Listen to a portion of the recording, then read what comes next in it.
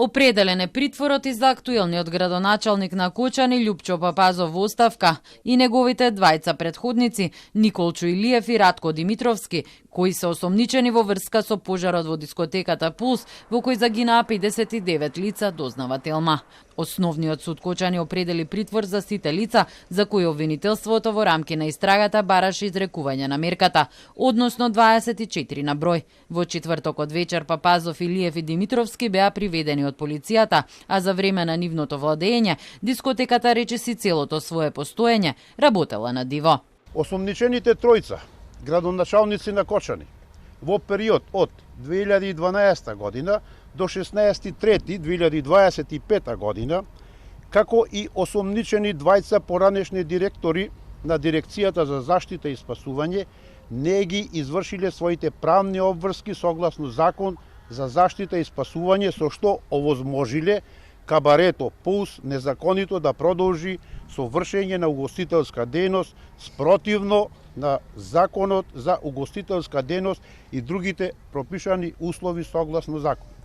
За целиот тој период, како што информираше Коцевски, општина Кочани примала уплати по основ на надоместок за угостителски објект. Согласно членот 8 од Законот за угостителска дејност, градоначалникот на општината води евиденција на угостителите кои отпочнуваат со работа на нивното подрачје. Градоначалниците останале неми на фактот дека објектот во кој била сместена Пулс е индустријски, а не угостителски. Само 2 години Пулс во своето постоење од 13 години имала лиценца за кабаре, но прашање е како е издадена кога објектот не ги исполнувал законските одредби.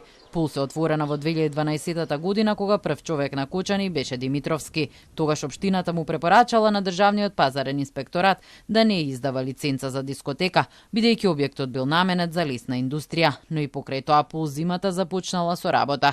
Димитровски е градоначалник до 2017 година, кога на функцијата го наследува Илиев. За сето ова време објектот работи на диво. Дури кога актуелниот градоначалник Папазов во 2021 година го презема владењето со градот, Пулс ја вади првата лиценца. Таа важи 1 година. Потоа кабарето повторно ги нема потребните документи. Втората важечка лиценца е во 2023 година, која истекла лани. Од тогаш па се до пожарот на 16 март, кабарето имало фалсификувана лиценца.